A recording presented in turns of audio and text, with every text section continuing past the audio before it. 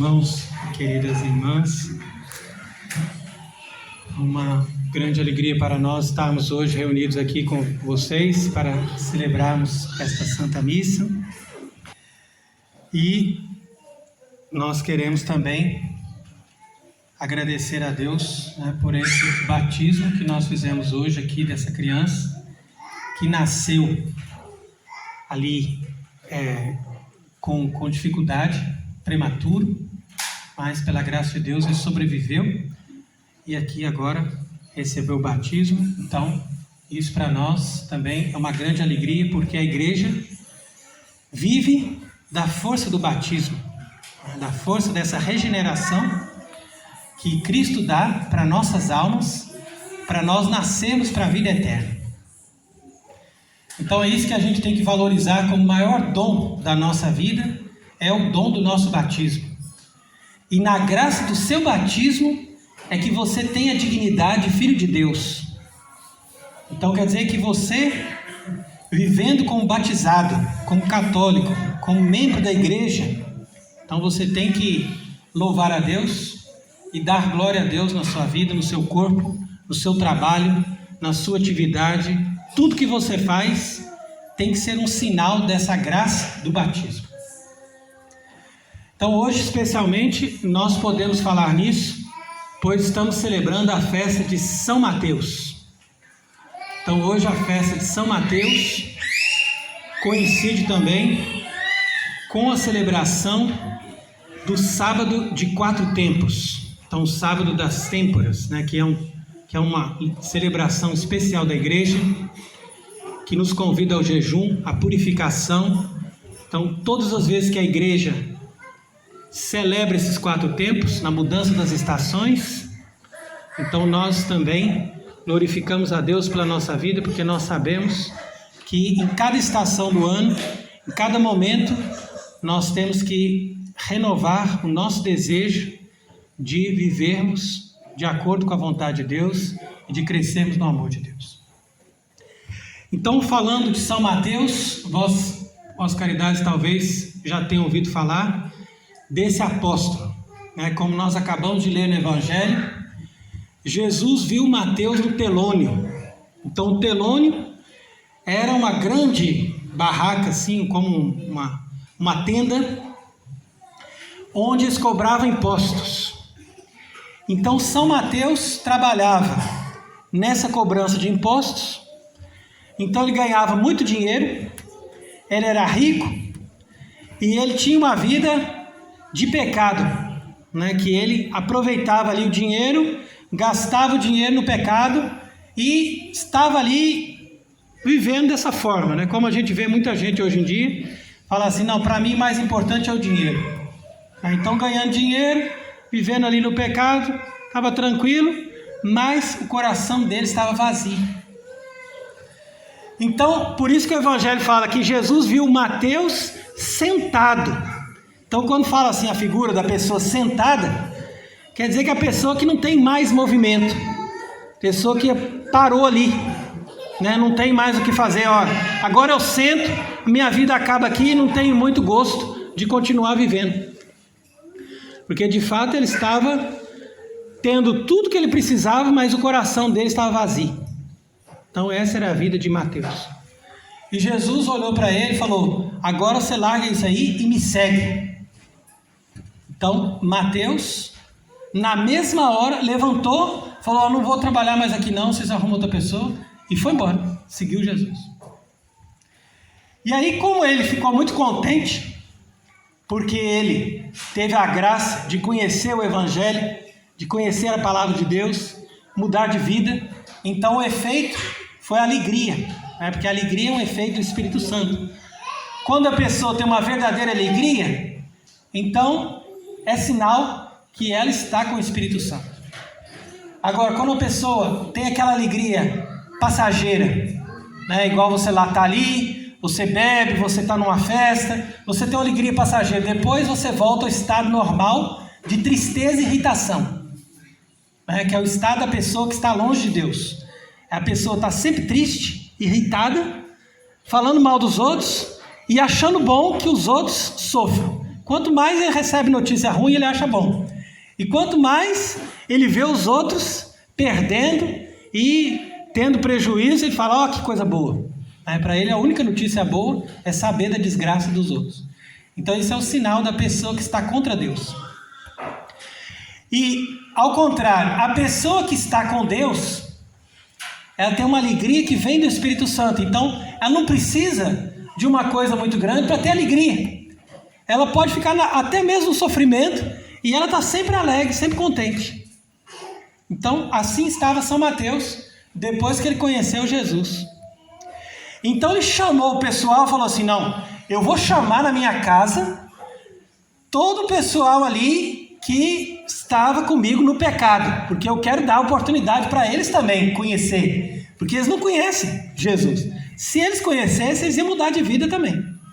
Então ele chamou, convidou aquelas mulheres que viviam de qualquer jeito, convidou os companheiros dele de jogo, de bebida, toda essa bagunça, tudo ele chamou essa gente toda e falou assim, eu posso chamar? Pode. Veio todo mundo ali, ele deu um jantar para o pessoal e falou, olha, agora vocês vão escutar o mestre aqui, que ele está me ensinando a palavra de Deus e eu acho muito importante vocês conhecerem o que ele está dizendo, o que ele está ensinando para nós. Então o pessoal escutou a palavra de Deus. Claro que nem todos aceitaram, mas muita gente ali se converteu, ficaram contentes e aprenderam a viver conforme a vontade de Deus.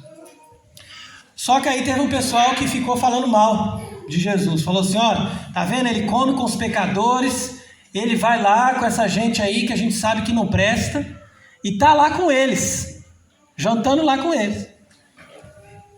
Então Jesus, quando ouviu isso, ele citou uma palavra da Escritura que muitas pessoas não entendem. É uma palavra da Bíblia que está lá citando o profeta que diz assim, ó, eu quero a misericórdia e não o sacrifício. Então Jesus falou para eles, ó, aprendei o que significa, eu quero a misericórdia e não o sacrifício. Porque essa palavra é muito importante para nós entendermos o significado da religião. Porque muitas vezes as pessoas vão no extremo ou no outro. Qual que é um extremo? Um extremo é você querer dar misericórdia para todo mundo sem conversão.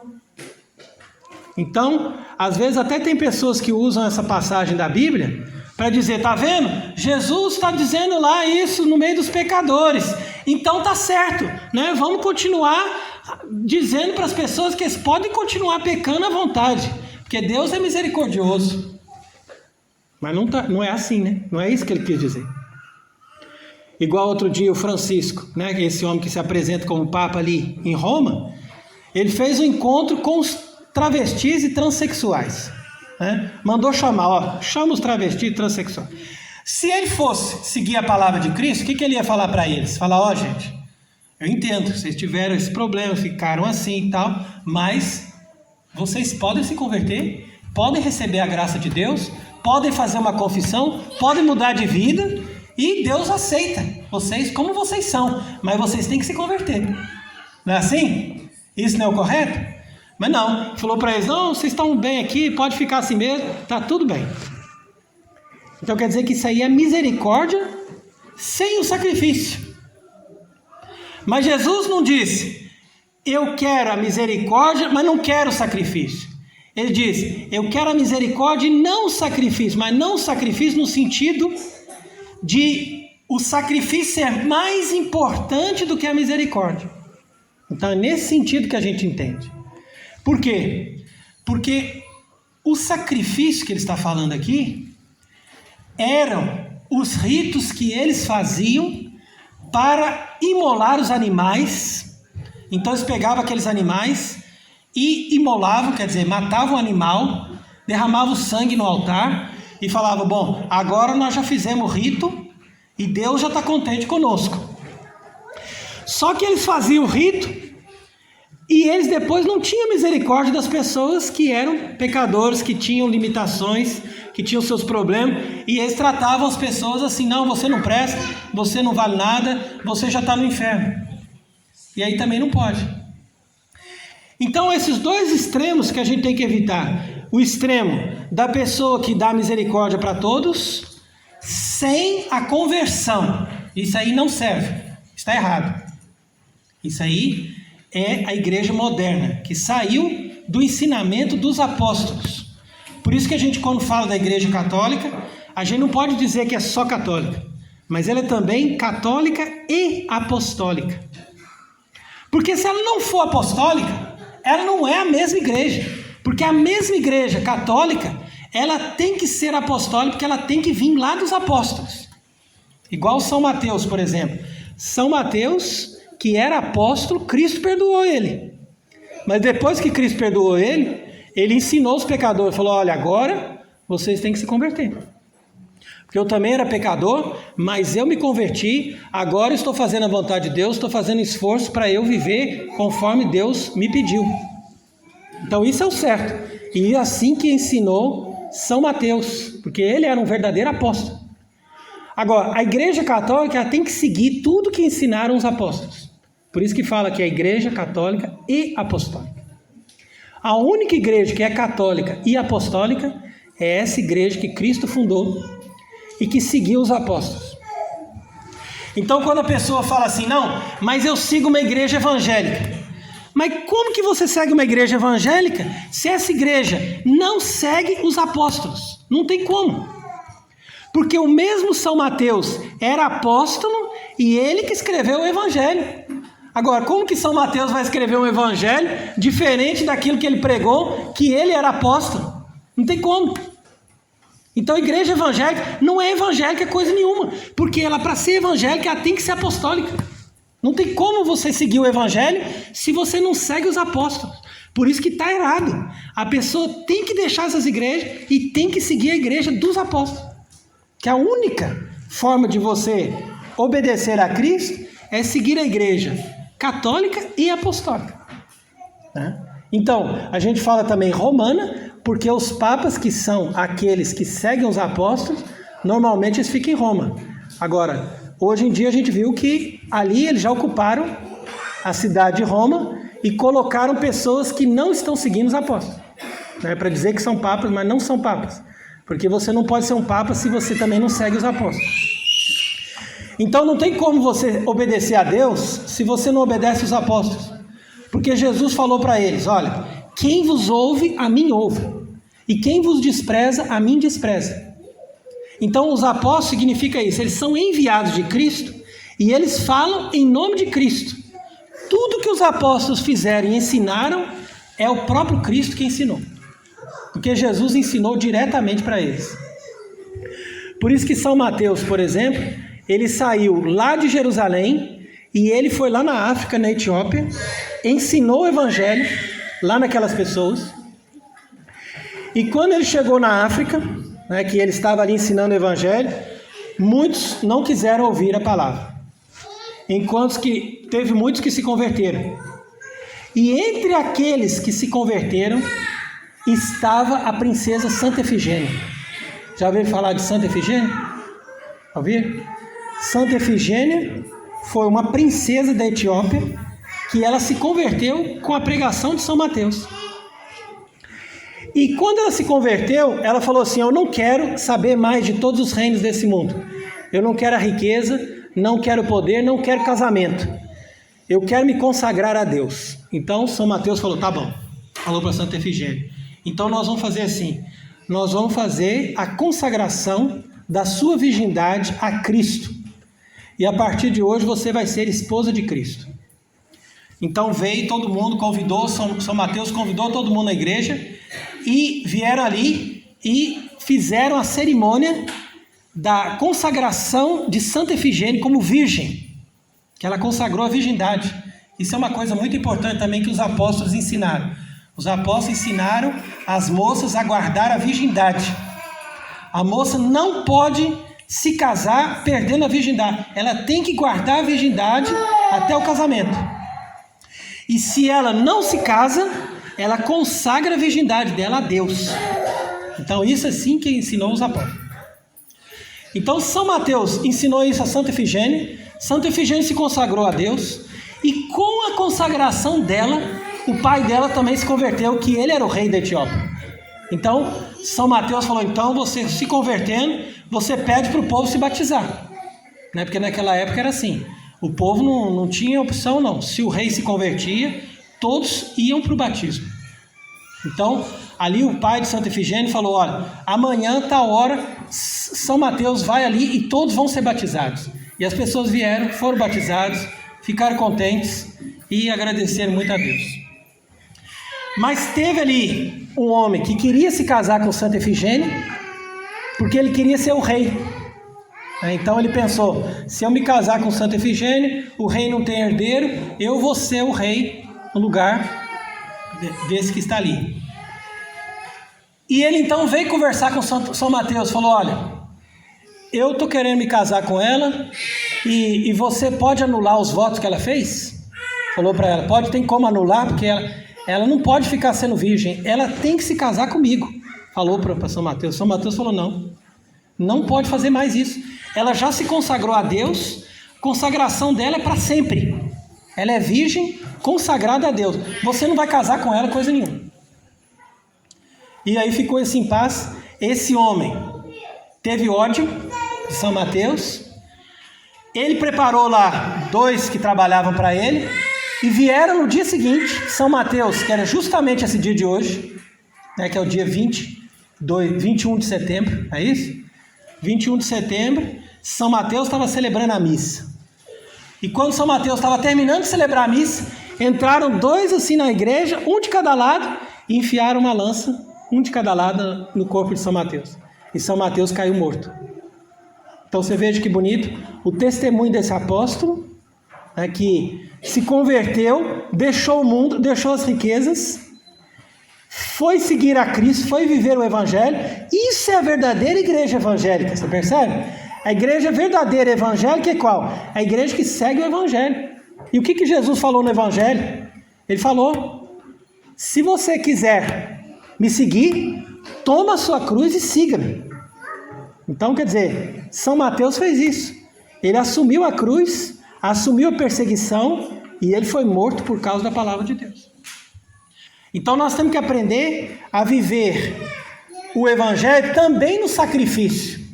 Mas quando Jesus fala, eu quero a misericórdia, não o sacrifício, como diz lá no profeta Oséias, ele não está querendo dizer que o sacrifício não é bom, ou que o sacrifício não agrada a Deus.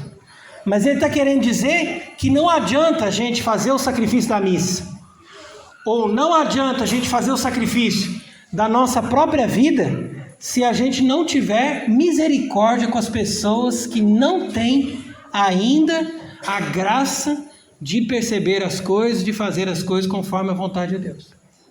Então você tem que ter paciência, tem que ter essa misericórdia, tem que acolher as pessoas, igual fez São Mateus, falou, não, eu vou acolher porque Jesus está chamando, elas podem vir aqui na minha casa, mesmo elas sendo pecadoras, mas depois elas vão ter que se converter, porque senão elas não podem seguir Jesus. Entendeu? Então você não pode ficar nem só no sacrifício, nem só na misericórdia.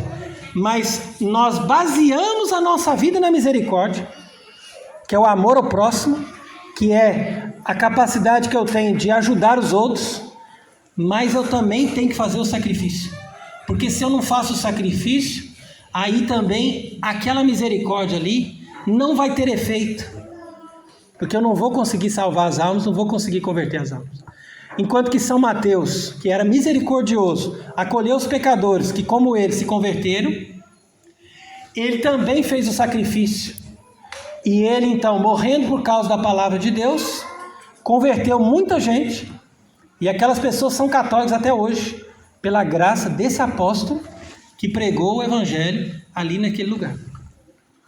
Então nós aqui no Paraguai, nós temos que fazer com que essa nação, esse país, volte a ser uma nação católica e tenha a força do Evangelho. Porque a força do Evangelho, como São Mateus escreveu o Evangelho, então nós sabemos que a força do Evangelho é a força da misericórdia, mas também é a força do sacrifício.